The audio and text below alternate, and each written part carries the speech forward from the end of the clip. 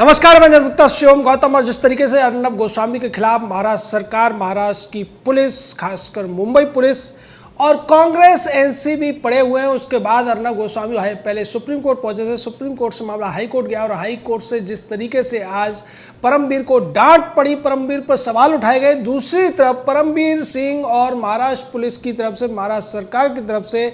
पैरवी करते हुए कपिल सिब्बल ने खुद माना कि एफआईआर में कहीं भी रिपब्लिक टीवी या अर्नब गोस्वामी का नाम नहीं है। इसको लेकर कोर्ट ने पूछा कि जब उनका नाम ही नहीं है तो फिर उनकी गिरफ्तारी कैसे हो सकती है, उनको कैसे सम्मन किया जा सकता है। इसको लेकर सिब्बल ने कहा कि ये तो पूछताछ के लिए बुलाई जाने की बात है। इसको लेकर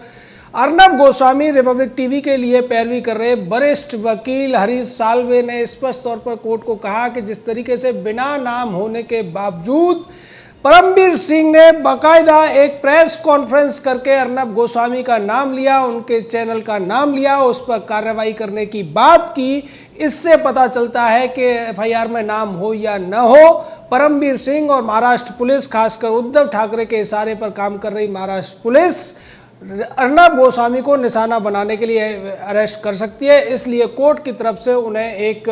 संरक्षण मिलना चाहिए जिसमें कम से कम 48 घंटे का समय दिया जाए, और जब तक कोर्ट की तरफ से हरी झंडी न मिले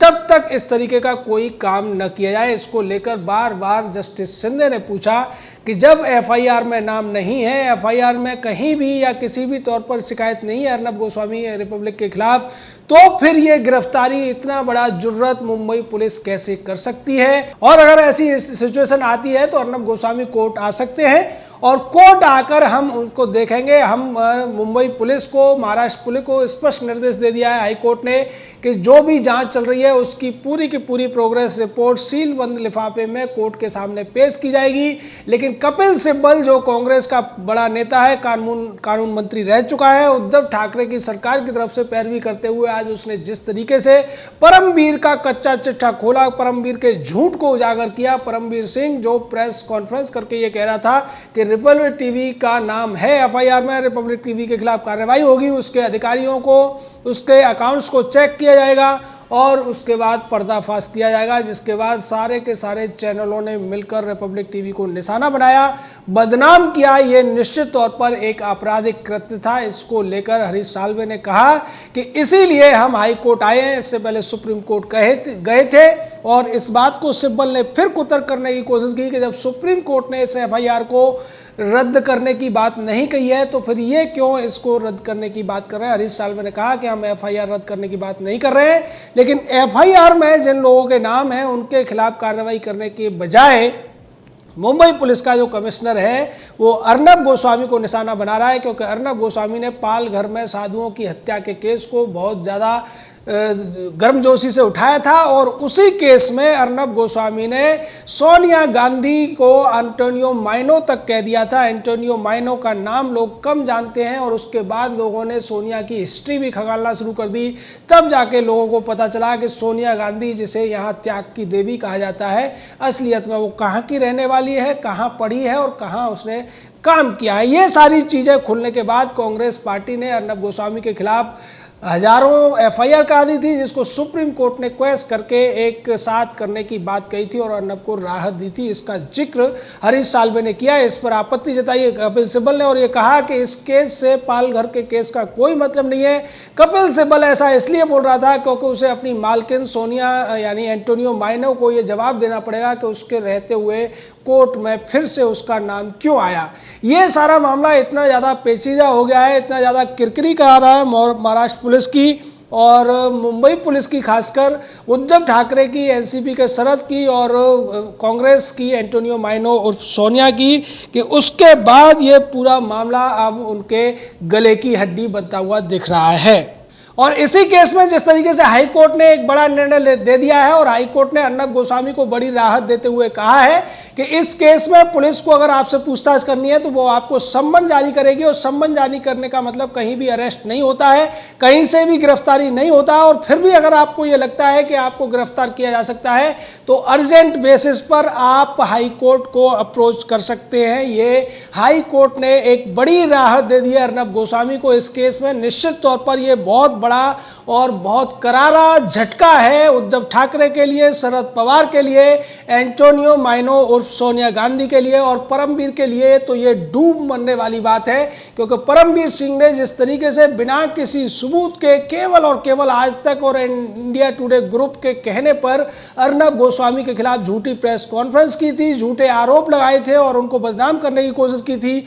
और उसके बाद जिस तरीके से तमाम मीडिया चैनलों के बड़े बड़े तथाकथित पत्रकार और प्रपंचकारों ने अर्नब गोस्वामी और रिपब्लिक टीवी के तमाम लोगों के खिलाफ जिस तरीके का विस्मरण किया था, जिस तरीके से उन्हें बदनाम करने के लिए नई नई चीजें गढ़ी थी, झूठी कहानियां गढ़ी थी, अब उन लोगों के लिए भी एक बहुत ज्यादा शर्मनाक ये बात है कि उन लोगों ने जिस झूठ के आधार पर ऐसा किया था, अगर उनके अंदर थोड़ी बहुत गैरत बची है, उनकी आंखों में थोड़ा बहुत शर्म का पानी बचा है, तो निश्चित तौर पर उन्हें एक प्रोग्राम करना चाहिए क्षमा याचना का, जिसमें उन्हें अपने साथी अर्नब गोस्वामी से माफी मांगनी चाहिए और रिपब्लिक टीवी के पूरे स्टाफ से भी माफी मांगनी चाहिए जिनकी बदनामी करने में उन्होंने अपनी बड़ी भूमिका निभाई है। निश्चित तौर पर ये जो पूरा का पूरा घटनाक्रम है वो भारतीय मीडिया के पीठ पत्रकारिता में प्रवर्तित होने का एक बहुत बड़ा उदाहरण है कि किस तरीके से ये पूरे के पूरे मीडिया हाउस बिक जाते हैं पैसे के लिए या फिर अपनी निजी दुश्मनी के लिए, किस तरीके से झूठी खबरों को प्लांट करते हैं, उनको बढ़ावा देते हैं और देश में एक बड़ी सनसनी पैदा करने की कोशिश करते हैं। निश्चित तौर पर इस सनसनी से इनको बहुत कुछ फायदा नहीं होता है सिवाय आत्मतुष्टि के, लेकिन दूसरी तरफ जनता की नज़र में जिस व्यक्ति के खिलाफ ये ऐसा करते हैं उसकी जो छवि है वो तार तार हो जाती है, उस व्यक्ति के खिलाफ लोगों के अंदर गुस्सा पैदा होता है और इसका खामियाजा उसके रिपोर्टर्स को भी भुगतना पड़ सकता है, उस चैनल को भी भुगतना पड़ सकता है। लेकिन इस मामले में तो जिस तरीके से तमाम चैनल इकट्ठे हुए, मुंबई पुलिस की झूठी एफआईआर के आधार पर जिस तरीके से उन्होंने खबरें चलाई और अर्नब गोस्वामी और उसके चैनल को बदनाम करने की कोशिश की, उसके बाद जनता ने पूरी तरीके से जिन जिन चैनलों ने ये सब किया था उनके खिलाफ अभियान चलाया, उनकी टीआरपी और ज़्यादा नीचे गिर गई, यानी कि वो जो चाहते थे उसका उल्टा हुआ, उन्हें बहुत करारी शिकस्त झेलनी पड़ी, जनता की नज़रों में गिरना पड़ा। निश्चित तौर पर बुरे काम का बुरा नतीजा, इससे बढ़िया कोई मुहावरा इस पूरे कृत्य के लिए हो नहीं सकता। और इसके बाद ऐसा लगता है जो मांग उठ रही थी परमवीर सिंह के इस्तीफे की, जो कि अर्नब गोस्वामी और उनका चैनल भी उठा रहा था, जनता भी उठा रही थी, अब अगर परमवीर सिंह के अंदर थोड़ी बहुत भी शर्म बची है तो उसे निश्चित तौर पर अपने कृत्य के लिए माफी मांगनी चाहिए और इस्तीफा दे देना चाहिए। जिस तरीके से इस मामले की जांच करने वाले डीसीपी नंद कुमार को तबादला कर दिया गया, वो भी दिखाता है कि अर्नब गोस्वामी के खिलाफ कितनी बड़ी साजिश महाराष्ट्र सरकार में चल रही है, महाराष्ट्र पुलिस में चल रही है। महाराष्ट्र पुलिस सुशांत सिंह राजपूत के केस में भी अपनी बेइज्जती करा चुकी है और उसी बेइज्जती का बदला लेने के लिए महाराष्ट्र पुलिस के कमिश्नर परमवीर सिंह ने अर्नब गोस्वामी को बिना किसी सबूत के, बिना किसी एफआईआर के, बिना किसी आरोप के बदनाम करने के लिए झूठी एफआईआर की थी। और उस झूठी एफआईआर को भुनाने के लिए इंडिया टुडे ग्रुप तो था ही, क्योंकि जिसका नाम था और जिसके कहने पर यह सब हुआ था। इंडिया टुडे, आज तक जैसे चैनलों के साथ साथ टाइम्स नाउ, जी न्यूज़, इंडिया टीवी और न्यूज़ 18 जैसे तमाम चैनल इस पूरी लड़ाई में कूद पड़े थे। ऐसा लगता था कि ये सारे चैनल कौरवों की सेना बन गए हैं और सीधे तौर पर पांडव सेना के रूप में खड़े हुए अर्नब गोस्वामी और दूसरे लोगों के खिलाफ विस्मरण करते हुए नजर आ रहे हैं। लेकिन निश्चित तौर पर जैसा महाभारत में हुआ था उसी तरीके से पत्रकारिता टीवी चैनलों के इस महाभारत में जीत निश्चित तौर पर अर्नब गोस्वामी की होती हुई दिख रही है। आज जिस तरीके से हाई कोर्ट में महाराष्ट्र सरकार के वकील कपिल सिब्बल ने यह स्वीकार किया है कि अर्नब गोस्वामी के खिलाफ कोई एफआईआर नहीं थी, अर्नब गोस्वामी के चैनल रिपब्लिक का कहीं भी एफआईआर में नाम नहीं था। और यहाँ पर हरीश साल्वे ने BARC यानी कि ब्रॉडकास्ट ऑडियंस रिसर्च काउंसिल के उस बयान का भी हवाला दिया जिसमें उन्होंने कहा था कि कहीं भी हमारी शिकायत में अर्नब गोस्वामी या रिपब्लिक टीवी का नाम नहीं था। उसके बावजूद अगर ऐसा किया गया है, निश्चित तौर पर यह बहुत ही बुरा कृत्य है, आपराधिक सोच को दर्शाता है ये। और इसी बात को हाई कोर्ट ने आज स्वीकार करते हुए अर्नब गोस्वामी को इस पूरे मामले में एक बड़ी राहत दी है, जो सीधे तौर पर उनकी जीत के तौर पर दिखती है और निश्चित तौर पर मीडिया के उन तमाम चंपुओं को आईना दिखाती हुई दिख रही है जिन्होंने इस पूरे घटनाक्रम में बगैर कुछ जानकारी को पुष्ट किए या फिर फिर उसका